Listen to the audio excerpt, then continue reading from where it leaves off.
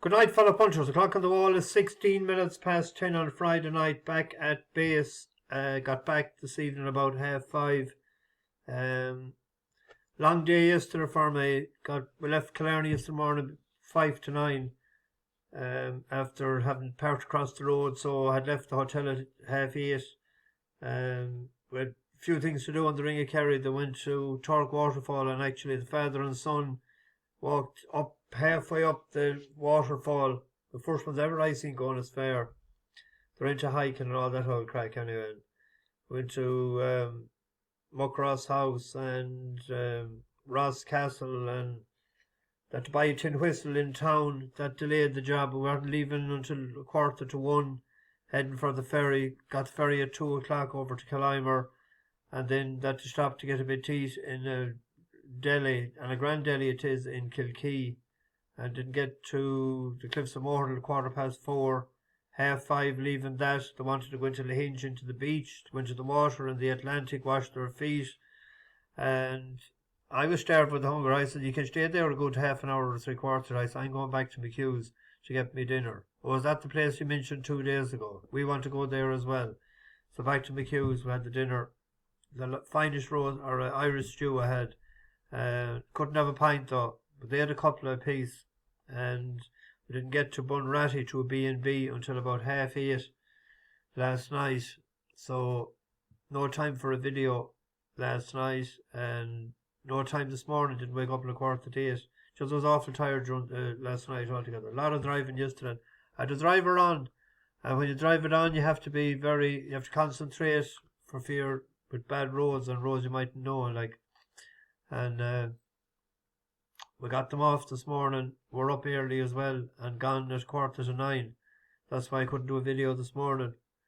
And we went to the Rock of Cashel and back to Dublin, spun around Connell Street, and I dropped them around 2 o'clock at the Harding Hotel, and I says, good luck to you, see you sometime in the future perhaps, and away they went. So that's the shortest tour I've ever done. So don't know when the next one is. Galway's next week, so I'm busy. That was the reply I gave to the bus company. I'm busy next week. This day 2 years, we got our Galway money. We got it in Cork with Sam Rogue. It won 5 times for us altogether, and I hadn't ran for 3 months this time. I thought I might need the run. If I'd done a video, I would have mentioned it last night. I had it written down to say, but I was hoping then to hear something today, and I did hear that it wasn't fancied.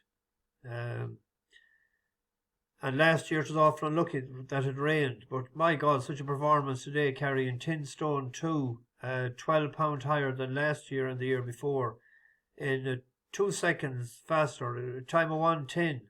Absolutely hosed up. Much improved. I'm delighted for Connections obviously hadn't it backed, and they're not afraid to put it on, but they didn't have it on today. It was out to 33 to 1 and 30s and returned at 28s. I know a couple of backed it, small few pound, just loyalty bets more or less than anything else, but I was hoping to get the Galway money big time today. If I'd heard, I'd be on it fairly big, but no. We didn't have any luck with a couple of selections I had today.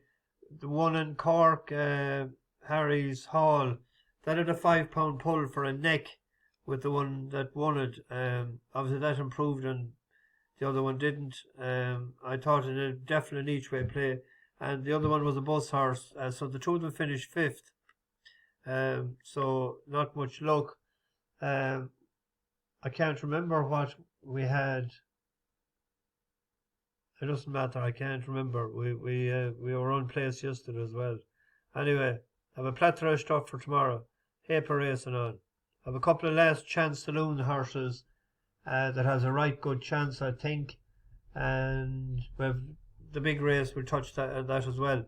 I have a handicap there tomorrow. Good to firm ground. 7 furlongs. The Moat and Shandon International Stakes, Class 2. 18 declared. They're paying 5 places. The one that I like in this is Metal Merchant. for Jack Channon, David Probert. The last time this ran at 7 furlongs, it actually won, way back, in Chelmsford, here when it beat Prince Nabil. It has been campaigned at a mile since, and it had one spin at 10 furlongs when it didn't stay in last October, 12 months.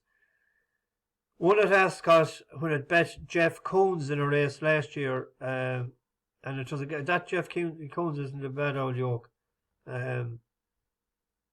Few good runs this year behind Sonny Liston, and even it led at the 7 furlong pole in Ascot at the Royal Festival, in the Royal Hunt Cup. And it wasn't beat a lot, it shows 7th. I think a fast run 7 might do the trick for a place. I think to the bigger price earlier. It's still a decent enough price. The draw, I think, here too is crucial. If you look at the winners of the last number of years, 24, 12, 4, 19, 21, 11, 14, 14, 2. So in the last, 10 years, there's been only 2 single digits. The rest has been all high. So high to middle, or middle to high, whichever, tomato. That's in 12. So it's in the higher third. That'll be an each way play of 5 places. The big race today at Ascot takes place. Good to Ferrum ground, won last year by our great buddy Huckham. That's when I decided at that point that I was going to the Arc de Triomphe. We're going again this year. Tickets were booked the other day. That's the plan anyway. We have a few bus horses in it. Auguste, Rodin, we've been with that a few times. Won the Breeders' Cup for us, won in Leopardstown last year, and we're on it the last day too. Bluestocking has won the last couple of times. It's an improving filly. It won the Nassau, and it's rated 116. Dubai Honour won in Medan when it was seen last, a former Breeders' Cup winner as well. Rated the same as Auguste Rodin. The ground is key tomorrow, and so is the trip. And it's going to be a hell of a race. But I'm sticking with Auguste Rodin. I've said before a few times that the ground is key. Good to Ferrum. When it went off favourite for this last year, to soft ground. They weren't too hard on it. The last day when it won, when it got to the lead, it wasn't going to be caught at a mile 2. And I'll show this, and I want to point out another horse in this race as well that we'll have a bet with tomorrow. Keep an eye on Royal Rhyme in the yellow colours with the black dots, and it makes a run up the rail and it gets impeded. Through to tackle Raw Ryan. Furlong and a half left to go. Horizon Doré from half the pace. Widest of all is being delivered late, but it's Auguste Rodin in front as they come inside the furlong. Horizon Doré challenging. Zarakem in the emerald green trying to thread the eye of the needle. Auguste Rodin from Horizon Doré and Zarakem. And it's Auguste Rodin who wins the Prince of Wales' stakes. Zarakem was up for second. Horizon. It wasn't forgetting. No, it's going to be a good race tomorrow. Going to stick with our buddy Auguste Rodin. The reason I pointed out that horse is running tomorrow. Well, no, we'll finish with Ascot first. There's one in Ascot. There's a 5 furlongs good to firm race as well tomorrow. Class 2. Albasheer. Rated 99. It was 1 off 99 before, and it won off 105. That was on the Goo. The last day in this race here, watch where it comes from. I'll point them out to you. Yellow This bit Stars back here. going through to Get It, and Stone Kingsley Cold the Dream last Composer. Right in behind those, the Grey making progress is Fair Whim. Jumbo and Vintage Clarence down the centre. Haymaker behind these. Woolhampton at the furlong pole. To Fair Wind making progress. Dream Composer. Jumbo is down the centre as well. And it's Fair Wind and Pat Dogs who've taken it up now. And Fair Wind going through to just hold on to Albasheer and Haymaker and Dream Composer. Just like the Weaver Beaver trying to get out, coming through Holly Dial. So I think that was a good class race, and with a bit of luck tomorrow, fast pace to aim at, might do the business. It's 11 to 4 shot. So 11 to 4 10 minutes ago there was 365 as well. There's 3 in Ascot. The reason I was showing you Royal Rhyme is a 4-horse race tomorrow. And he's outside of the 4. And if he got that run on the rail the last day, he'd have bet Alpha Layla, who's 2 to 1, 9 to 4. Passengers there, it's worth a gamble, I think, to go with Royal Rhyme in a 4-horse race. And it could happen. If it was even money, I wouldn't back it, but I'll be backing it there. It was a horse that I said before it ran here in this race, that was a horse that I wanted to see how it ran this year. I was sweet on it. We had won a couple of races last year. Where are we here? 5:15 euro. There's another race tomorrow in York, one of 2 tomorrow that we're putting in the last chance saloon. Ziggy went up another £2 for being second the last year. He sort of got blindsided, I think, and the one of the boys in blue got first run, Passion and Glory. It had been third to Crystal Black in Ascot as well before, so it's creeping up the weights for getting placed. It's a consistent horse. Glory this in is the him blue. here on the right. Lord Melbourne, blue and red. This on the is the left winner is here. Tarji coming with a challenge. Zig is on the extreme light. Maglark is next in the blue and white. King's Cove behind those. Ziggy down the centre, trying to get to Passion and Glory, who gets to the furlong pole with a length lead. Passion and Glory to Ziggy in second. Lord Melbourne and Tarji behind those. Passion and Glory and Ray Dawson in front, fending off challengers and stay in front. Passion and Glory beat Ziggy.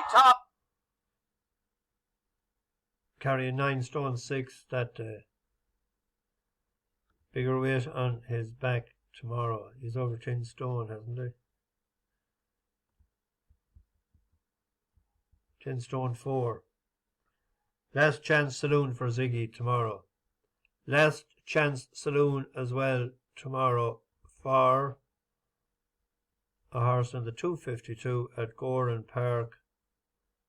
I passed by it yesterday on our radar. This is a horse I chipped up in Roscommon a few weeks ago, but I wanted to come from the back over 7.5.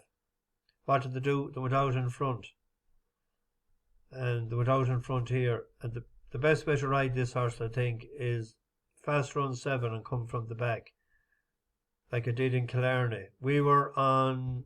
Sheila has gone on by a length and a half in second place and ridden along as the Blue Panther. And then Hot Solo with Skontanovsky closing. The World's a Stage is squeezing through in between horses. Then on our radar, who's coming back to the leading line, heading towards the final couple of furlongs, and they're spaced across the course. Mean of Sheila rejoined by the Blue Panther. Stormy Outlook is closing in between them. Then on our radar, the World's a Stage and Skontanovsky next. Spring Collection and Dumb Love. Han Solo's dropped away, and then Swiss Army Officer well inside the final furlong, and it's Stormy Outlook who's come to pounce. Is challenged by On Our Radar on the stand side. It's these two going to the line. Stormy Outlook kicks on from last time, has just touched off On Our Radar, and then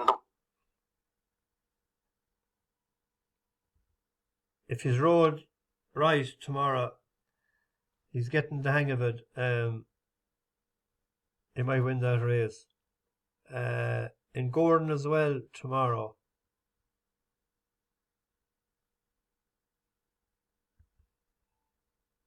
I mentioned there a few weeks ago after a race in Roscommon, Frank Berry was beside me, and I said to him it was a great little performance, a tidy little performance by Jeaniemacaroney.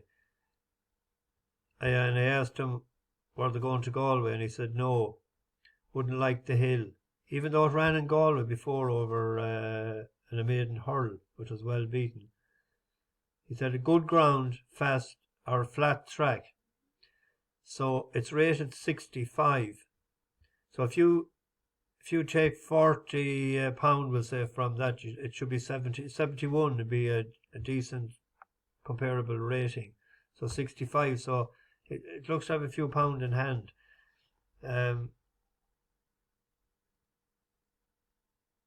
Hugh Horgan, it's an apprentice handicap. Hugh Horgan is riding it. The World's of Stages in that race as well.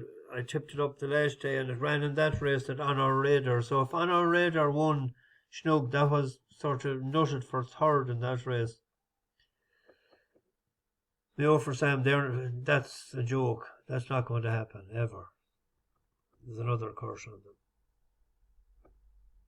Oh, I've this set up here, I was looking at it. This is Jeaniemacaroney winning in Roscommon. And then behind them get a wiggle on, and she loves that ground. She it was good ground that evening. To turn in the lead by less than a length. Come on, Eileen. Jeaniemacaroney close second, a break of about 3 lengths who were driven along. What's Lariat now? Palabi trying to make some headway around the outside towards the inside Irina's path. But jumping to third last, come on, Eileen led by a length and a half. Jeaniemacaroney second. A break then to Palabi staying on into third. What's Lariat now in fourth position, jumping to second last. Come on, Eileen leads. Jeaniemacaroney trying to rally. They fight it out.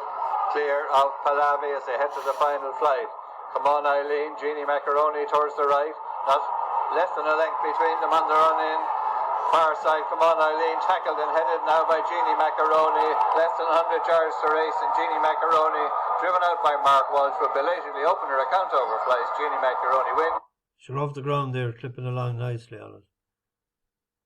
The other one, better jumper. That's about it.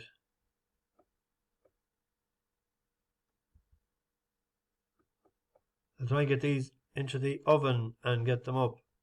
Bash the bookies over and out.